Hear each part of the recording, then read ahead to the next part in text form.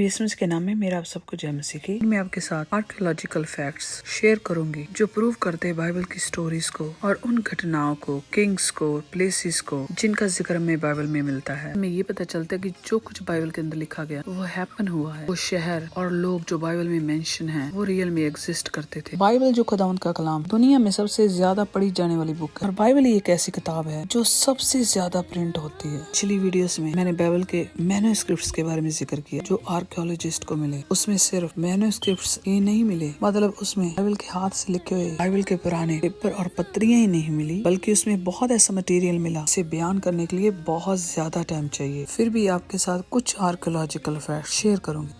2 centuries से many skepticals spoke wrong about Bible और इन्होंने बहुत चैलेंजेस किए क्रिश्चियंस बाइबल की एक्यूरेसी के बारे में। और इनका ये कहना कि सॉल, दाऊद और सुलेमान नाम का कोई भी ऐसा किंग नहीं था, ना ही कभी ऐसा कोई राज्य। खुदा ने कितना बड़ा चमत्कार कि बहुत सारे नॉन बिलीवर और बिलीवर्स आर्कियोलॉजिस्ट को ऐसे सबूत मिले खुदाई के दौरान जिनके मिलने के बाद सब डाउट करने वाले लोगों के मुंह बंद हो गए। पढ़ूंगी जेनेसिस 47:11। तब यूसुफ ने अपने पिता और भाइयों को बसा दिया और फिरौन की आज्ञा के अनुसार मिस्र देश के अच्छे से अच्छे भाग में अर्थात रामसेस नामक प्रदेश में भूमि देकर उनको सौंप दिया। यहाँ पे एक नाम का जिक्र आया है, रामसेस, इंग्लिश में रामसेस कहते हैं। कि आप सब जानते हैं मिस्र में किंग को फेरो बोला जाता था। आर्कियोलॉजिस्ट को एक ऐसा स्टैचू मिला जो रामसेस का था। ये था आर्कियोलॉजिस्ट ने बताया कि इसने मिस्र में राज किया फ्रॉम 1279 to 1213 BC। इसे रामसेस द ग्रेट भी बोला जाता है। Was the pharaoh of the 19th dynasty of Egypt और इसी बादशाह नाम बाइबल में भी आता है। नेक्स्ट पढ़ूंगी आइज़ाया चैप्टर 20:1। जिस वर्ष में अशूर के राजा सरगोन की आज्ञा तरतान ने अशदोद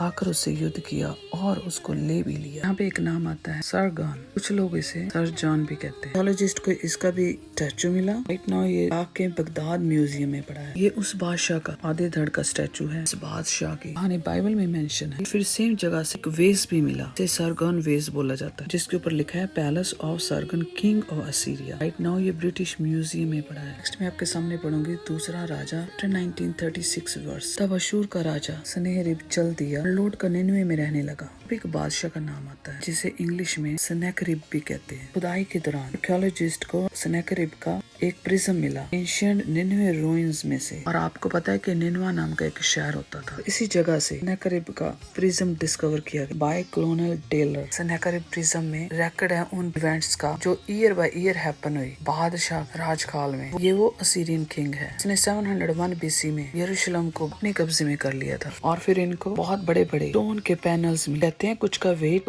30 टन है। आर्कियोलॉजिस्ट के मुताबिक ये पैनल्स यूज किए गए पैलेस डेकोरेशन के लिए। इस बादशाह ने राज किया 704 to 681 BC और ये वो बादशाह जिसका बाइबल में जिक्र आता है। बाइबल में बताई हुई कहानियां और इवेंट्स सच है। बाइबल दावत का कलाम है जो सिर्फ साइंटिफिकली प्रूव नहीं बल्कि आर्कियोलॉजिस्ट ने भी उसे प्रूव किया है। पढ़ूंगी 2 Kings चैप्टर 19 वर्स 9। जब उसने कूश के राजा त्रिहाका के विषय में ये सुना वह मुझसे लड़ने वो निकला है, तब उसने हिजकिय्याह के पास दूतों को ये कहकर भेजा। यहाँ पे एक राजा का नाम आता है त्रिहाका, लैंग्वेजेस में तहारका भी बोला जाता है। इस बादशाह का स्टैचू मिला 2.7 मीटर टॉल है। इसकी बेल्ट के ऊपर इसका नाम लिखा है। इसने राज किया 690 से लेकर 664 BC तक and he was a pharaoh of the 25th dynasty of Egypt. Right now ये स्टैचू म्यूजियम में पड़ा है। फिर इसका एक स्फिंक्स भी मिला है। अब पढ़ूंगी Jeremiah 44:30। Thus says the Lord, behold, I will give Pharaoh Hophra, king of Egypt, into the hand of his enemies and into the hand of those who seek his life। बाकी का Bible में पढ़ सकते हैं। मैं आपको सिर्फ ये बताना चाहती हूँ, यहाँ पे एक नाम आता है होफ्रा, एक हिब्रू नेम है जिसे ग्रीक में एप्रिस और इजिप्शियन लैंग्वेज में वहीब्रे कहा जाता है। और इसका भी एक स्टैचू मिला मिस्र में से। राइट नाउ ब्रिटिश म्यूजियम में पड़ा है। जिसने राज किया फ्रॉम 589 to 570 BC। मैं सब आयतें तो आपके सामने नहीं पढ़ूंगी टाइम की वजह से, लेकिन आप स्क्रीन पे पढ़ सकते हैं। Jeremiah 39 verse 3। इसमें एक नाम आता है सरस्किम।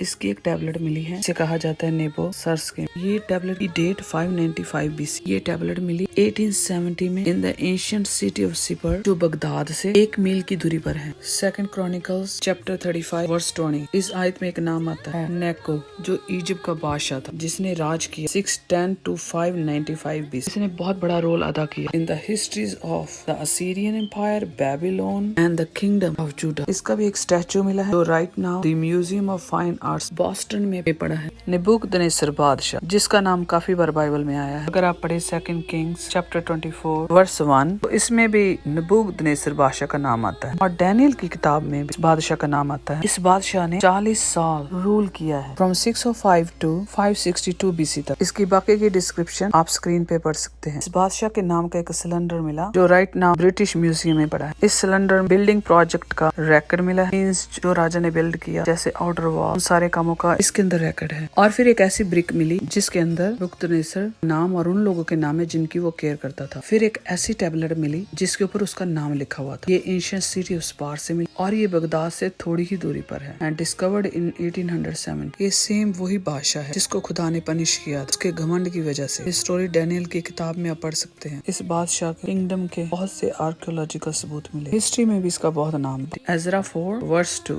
इसके अंदर एक बादशाह का नाम आता है एसरहैडन। ये असीरिया का राजा था। ये सेनेकेरिब का सबसे छोटा बेटा था। इसने राज किया 681 से 669 BC तक। और इस बादशाह के बहुत सारी ऐसी स्लैब्स मिली जिनके ऊपर इनकी शक्लें उभरी हुई हैं और इवन इनकी मदर की शक्ल का भी एक स्लैब मिला है। और भी बहुत सारा ऐसा मटेरियल मिला जिनके अंदर इनके बारे में मेंशन किया गया है और वो बाइबल स्टोरीज को स्ट्रांगली सपोर्ट करती है। बाइबल रिसर्चर्स इस बात से बहुत हैरान है कि बाइबल के अंदर जितनी भी डिटेल बताई गई या बादशाहों के नाम बताए गए वो सिर्फ सच्ची नहीं बल्कि राइट भी है। ओल्ड टेस्टामेंट की एक बुक एमस, अगर आप इसका फर्स्ट चैप्टर पढ़ते हैं उसमें एक नाम आता है उजिया। 1931 में एक ऐसी स्टोन की टैबलेट मिली जो राइट नाउ इसराइल के म्यूजियम में है और ये टैबलेट डिस्कवर की ब्रू यूनिवर्सिटी के एक प्रोफेसर ने। नेक्स्ट आइज़ाया 38 वर्स 9, यहूदा के राजा हिजकिय्याह का लेख जो उसने लिखा जब वह रोगी होकर चंगा हो गया था वह ये है। यहूदा के बादशाह हिजकिय्याह की बात हो रही है कि बहुत बीमार था। खुदा ने उसके लाइफ पीरियड को बढ़ाया जब उसने खुदा से दुआ की। आर्कियोलॉजिस्ट को बादशाह के किंगडम के और इसके कामों बहुत सबूत मिले। जैसे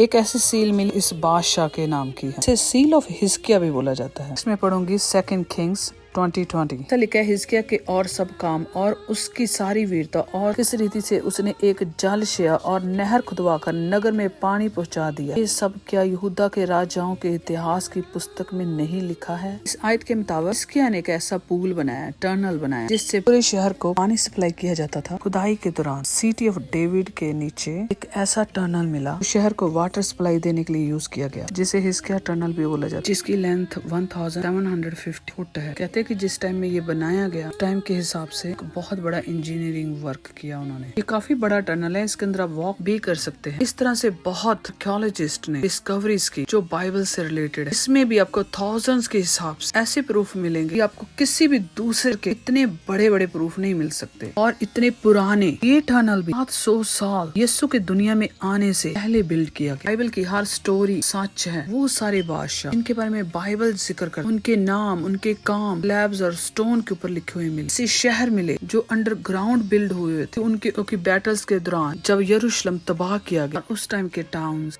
और cities bricks, stone and dust के नीचे दब गए और फिर उसके बाद उसके ऊपर दोबारा टाउन्स बिल्ड हुए, फिर वो तबाह किया गया। और इस तरह से जो ओल्ड शहर थे जो यीशु के टाइम के, जो यीशु के दुनिया में आने से पहले के थे, वो काफी नीचे दब गए। लेकिन खुदाई के दौरान पूरे के पूरे बड़े बड़े शहर, महल, घर, बिल्डिंग्स, टूटी फूटी उस टाइम के बर्तन, बहुत कुछ मिला। ऐसे लगता है जैसे खुदा ने ढक दिया आज की जनरेशन को दिखाने के लिए। बहुत पावरफुल और बड़ा मिरेकल है। जैसे इंसान किसी चीज को उसके लिए बहुत कीमती होती है, बहुत सेफ जगह पे रख देता है। ऐसे लगता है जैसे खुदा ने सारी चीजों को स्टोर कर दिया कि जब टाइम आएगा तो रिवील करेगा। और ये टाइम है हमारी जनरेशन। खुदाई के दौरान इतने बड़े बड़े शहर मिले, टनल मिले, स्टोन मिले, स्लैब्स मिली, ब्रिक्स मिली, जिनके ऊपर उनके नाम, उनके काम लिखे हुए मिले हैं। एक एक चीज जो बाइबल के अंदर ओल्ड टेस्टामेंट में या न्यू टेस्टामेंट बताई गई है, वो सारे फर्नीचर, इवन बहुत ऐसी चीजें मिली, आप हैरान हो जाएंगे। मैं सारी बता ही नहीं सकती। बाइबल खुदावंद का कलाम। बहुत ऐसे लोग जिन्होंने बाइबल के ऊपर विश्वास छोड़ दिया था, लोगों की झूठी अफवाहें सुनकर आज उन्होंने रियलाइज किया कि वो कितनी बड़ी गलत फहमी में थे। तान किसी भी तरीके खुदा के लोगों के ऊपर अटैक करता है, थॉट्स को कंट्रोल करता है, फेथ को कम करता है। कभी भी ऐसी झूठी अफवाहों पर ध्यान देने की जरूरत नहीं है, बल्कि यीशु पर फोकस रख। वो सारे लोग मसीह तो नहीं लेकिन ऐसी भीड़ के साथ मिले, बाइबल के खिलाफ बोलते हुए अपना टाइम वेस्ट कर रहे हैं और अपनी जिंदगी भी। बाइबल खुदावंद का सच्चा कलाम है। इससे रिलेटेड सबूत जो मिले हैं उसको हम इग्नोर नहीं कर सकते। God bless all of you.